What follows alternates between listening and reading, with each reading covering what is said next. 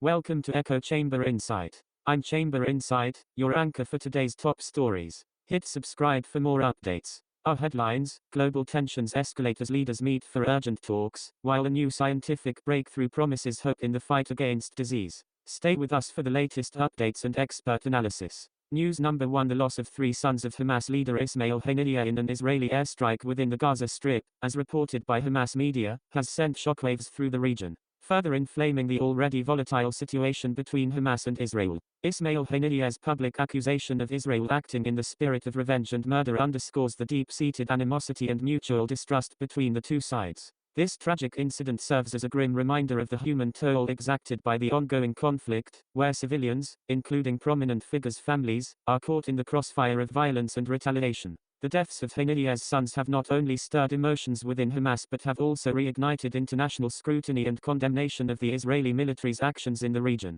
As casualties mount on both sides, the cycle of violence seems to perpetuate itself, further entrenching the antagonistic positions held by Hamas and Israel. Despite occasional efforts at ceasefire agreements and peace talks, the underlying grievances and deep-rooted mistrust continue to thwart any meaningful progress towards a lasting resolution. Beyond the personal tragedy suffered by Ismail Haniyeh and his family, the incident has broader implications for the Palestinian cause and the prospects for peace in the region. With each escalation of violence, the already slim hopes for a negotiated settlement diminish further, leaving ordinary Palestinians and Israelis alike trapped in a cycle of fear and suffering. The international community's calls for restraint and de-escalation have largely fallen on deaf ears as both sides remain entrenched in their respective narratives of victimhood and defiance. In the aftermath of this heartbreaking event, there is a pressing need for all parties involved to step back from the brink of further conflict and engage in genuine dialogue aimed at addressing the underlying grievances and aspirations of both Palestinians and Israelis.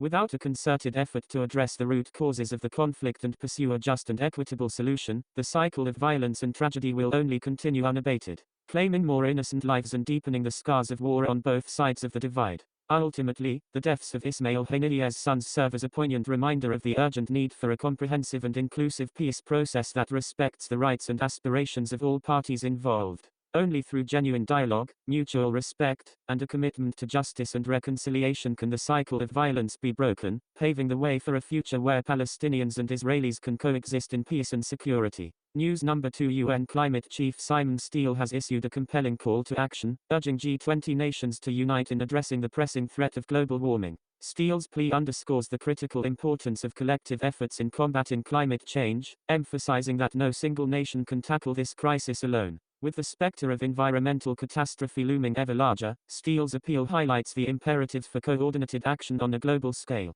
Central to Steele's message is the urgent need for increased climate finance to facilitate the transition to a low-carbon economy and mitigate the harmful effects of climate change. By mobilizing greater financial resources, nations can accelerate efforts to curb emissions, invest in renewable energy infrastructure, and bolster resilience to climate-related disasters. Steele's emphasis on climate finance reflects a recognition of the stark realities faced by vulnerable communities worldwide, who bear the brunt of the environmental devastation wrought by unchecked global warming. Notably, Steele's call to action draws attention to the disproportionate impact of climate change on developing nations, which often lack the resources and capacity to adequately respond to the crisis. These countries find themselves caught in a vicious cycle of poverty and environmental degradation, further exacerbated by the effects of climate change. Steele's plea serves as a poignant reminder of the moral imperative to support these vulnerable nations in their efforts to adapt to and mitigate the effects of climate change, lest they be left behind in the transition to a more sustainable future.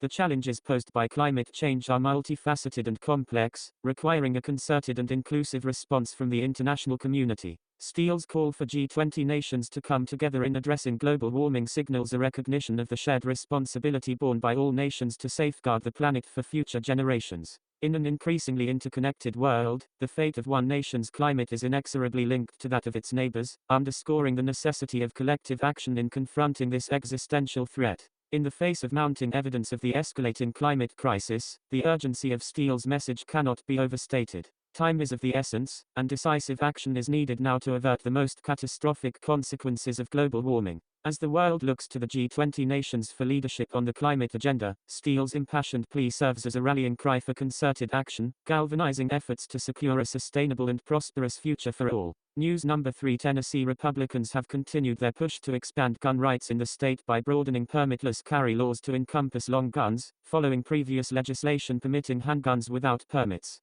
The latest move comes as House Republicans successfully passed a bill in the State House, seeking to extend permitless carry privileges to long guns. However, the bill still awaits approval from both the House and Senate before becoming law, indicating ongoing debates and potential hurdles in the legislative process. This expansion marks a significant development in Tennessee's gun policy landscape, reflecting a trend of loosening restrictions on firearms in the state. Attorney General Jonathan Scrametti's previous decision to allow 18 to 20-year-olds to carry handguns without permits, amid legal challenges, further underscores the state's commitment to expanding gun rights. This decision effectively broadened the scope of the initial law, which initially applied only to individuals aged 21 and older. Scrametti's actions highlight the complex legal and constitutional debates surrounding gun rights and regulation, with differing interpretations and applications of existing laws shaping the evolving landscape of firearms policy in Tennessee. The move to expand permitless carry laws to include long guns has drawn both support and criticism from various quarters. Proponents argue that such measures uphold Second Amendment rights and empower law-abiding citizens to protect themselves and their families without undue government interference. Conversely, opponents raise concerns about public safety implications, fearing that the proliferation of firearms without proper oversight could increase the risk of gun violence and accidents. These divergent viewpoints reflect the broader societal debates surrounding gun rights and regulation, which continue to polarize communities and policymakers across the United States. As the bill advances through the legislative process, stakeholders on all sides of the issue will closely monitor developments and seek to influence outcomes in line with their respective interests. The outcome of this legislative effort will not only shape the future of gun policy in Tennessee but also serve as a potential bellwether for similar debates unfolding in other states. With gun rights and regulations remaining hotly contested topics in American politics, the expansion of permitless carry laws in Tennessee underscores the ongoing tension between individual freedoms and public safety concerns in the realm of firearms policy.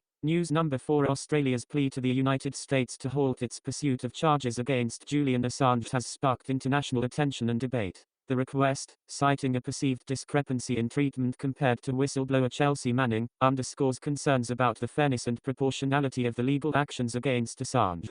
Supporters of Assange contend that he should be afforded the protections of a journalist under the First Amendment, highlighting the broader implications for press freedom and government accountability. However, Assange faces numerous charges related to the publication of classified documents, raising complex legal and national security considerations. President Joe Biden's acknowledgement of Australia's request during a press conference at the White House reflects the diplomatic sensitivity and significance of the Assange case. The United States' response to Australia's appeal is awaited with anticipation, as it could signal a potential shift in the trajectory of Assange's legal proceedings. Amidst ongoing debates about the balance between national security interests and journalistic freedoms, the outcome of this diplomatic exchange may have far-reaching implications for the future of whistleblowers, journalists, and press freedoms globally. News number 5. The skeletal remains discovered in a remote area of western Utah are presumed to be those of Dylan Rounds, a 19-year-old farmer who went missing in 2022. The announcement came after authorities were directed to the burial site by an individual charged in connection with Rounds' death, shedding new light on a case that had puzzled investigators for years.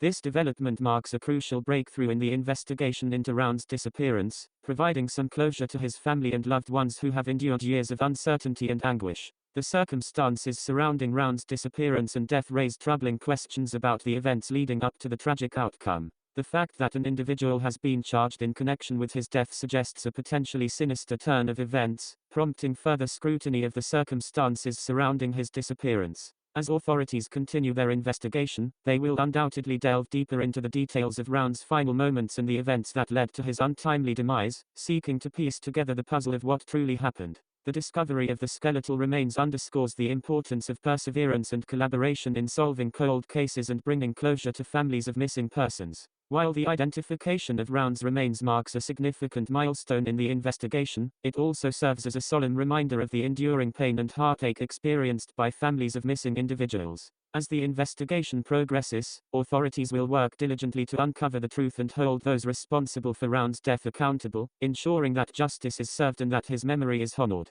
And that concludes our exploration today on Echo Chamber Report. If you found these insights valuable and want more Chamber Insight, don't forget to hit the like button, share this video with your friends, and subscribe to stay updated on all our future discussions. We value your perspectives, so feel free to leave your thoughts in the comments below. The conversation doesn't end here, let's keep breaking down barriers and fostering open dialogue together on Chamber Insight. Thanks for joining us on Echo Chamber Report, and until next time, stay curious.